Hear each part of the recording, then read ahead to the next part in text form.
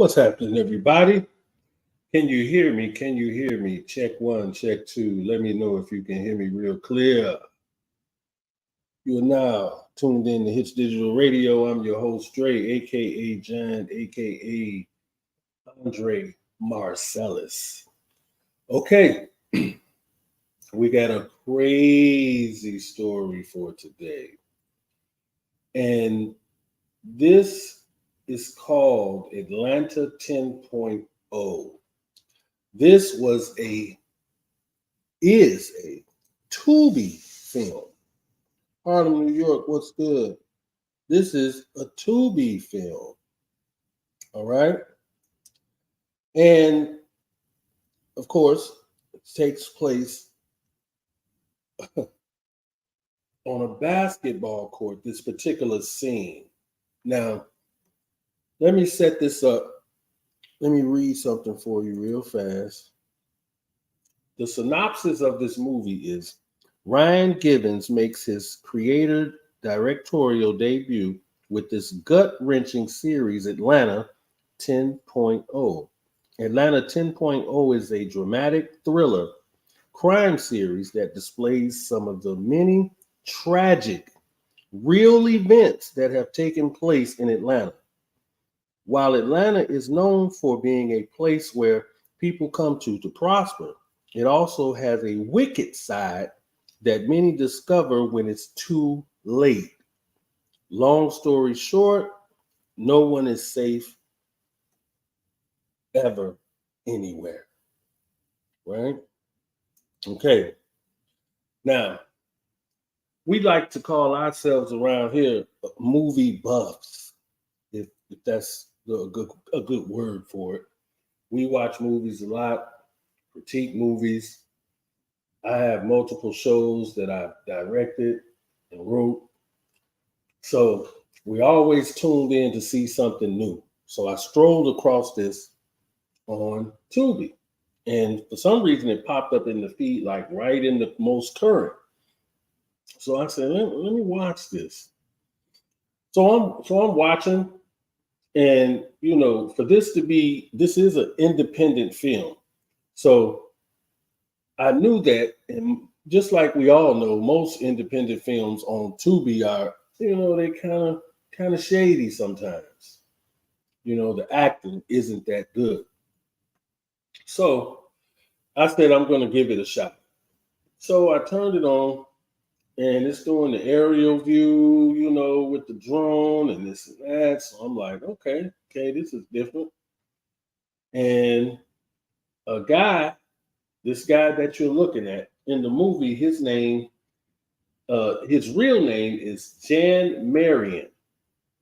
He's the star, Jan Marion. Great acting.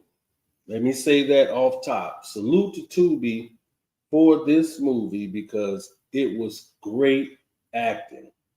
All right. So he gets to the basketball court and he's on the phone with his girlfriend. And it's a guy on the basketball court already shooting around, which is this guy. But in the film, he has braids. Now, these are both accomplished actors. They've been in many different films. I looked at their IMDb, and they have done films before. So his acting as well was very good.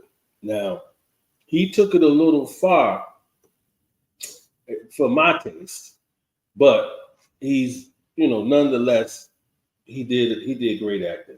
His name is Marco Reese Maldonado.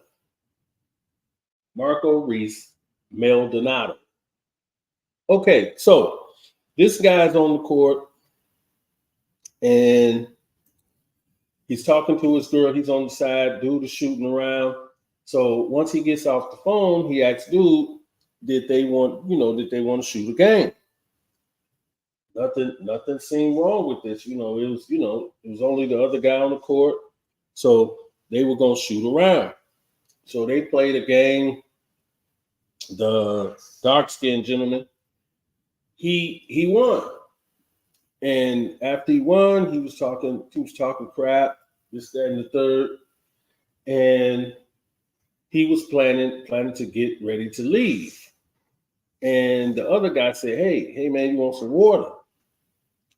And he gave him some water. Now I'm not gonna spoil the whole thing, but he gave him some water. And the guy drank the water. Then he started not to feel well, almost as if he was going to pass out. So he said, I'm diabetic, I probably need to eat or something, this, that, and the third. And in the film, you see what the other guy did. You see what he did before he gave him the water. So the guy passes out, like falls out, passed out. So I'm thinking, dude is finna run his pockets. That's what I thought. I thought he was finna steal something from him. But oh no. He takes this man's manhood right on the basketball court. You heard it. Him right here. And not this literally, but this is the guy that played the part of the guy who took this man's manhood in broad daylight. Did I add that in? This wasn't at nighttime. This was in the middle of this basketball court, right there on a beautiful sunny day. Now, the funny thing about this is, as you continue to watch, the dark-skinned gentleman, he ends up going to the police station, but he's just walking back and forth. So this police lady came up and she like, what's going on? So she gets it out of him that basically he had been assaulted. And he didn't want anybody to know. So nonetheless, after this happened, he went through a lot. Mentally, physically, he called a hospital or something for somebody to, could he be seen? Because he thought he, possibly had something, right? So after that, he's so upset. He's on the train coming back from the hospital, and to no avail, he sees dude at the light in the car, and he had to double take. Like, is that him? So he starts trying to chase the car. Didn't catch it. Dude got away. So he ends up going to somebody he knows that had a contact to the DMV because he just so happened to get the license plate, right? So dude gave him a run around for a minute. Then he finally, texted him like, I think the day after, and sent him the address. Told him be careful. So dude post up outside this man's studio. I guess he had like a little film studio. So he had moved from someplace else to Atlanta. Now, I'm gonna speed it up a little bit so I don't give it all away. So the dark-skinned gentleman who was assaulted, he ended up speaking to that female police officer again after he had went to this man's place of business. I'm not going to tell you what he did. I'm going to save that. So I don't want to spoil the whole thing, but you've got to see it. It's free on Tubi. You got to see it. So he's talking with the female officer, and she's telling him, I know what you did, because there has been other victims. He's been doing this for about 7 months. 7 months to multiple people. And they've gotten them to talk a little bit, some of the guys who were assaulted as well, but they would end up not following through with trying to catch the guy because they no longer wanted to talk because they were afraid of people knowing that they were, assaulted. Horrible, horrible story, man. And this is what's going on in the A. Yeah. Yeah. So this is going to be a series of horrific incidents that go on in the A. It's called Atlanta 10.0. You have to watch it. But this is unbelievable. This happened to this man in broad daylight, probably about 1 o'clock in the afternoon, where it should have been people out, but just so happened they were the only ones on this basketball court.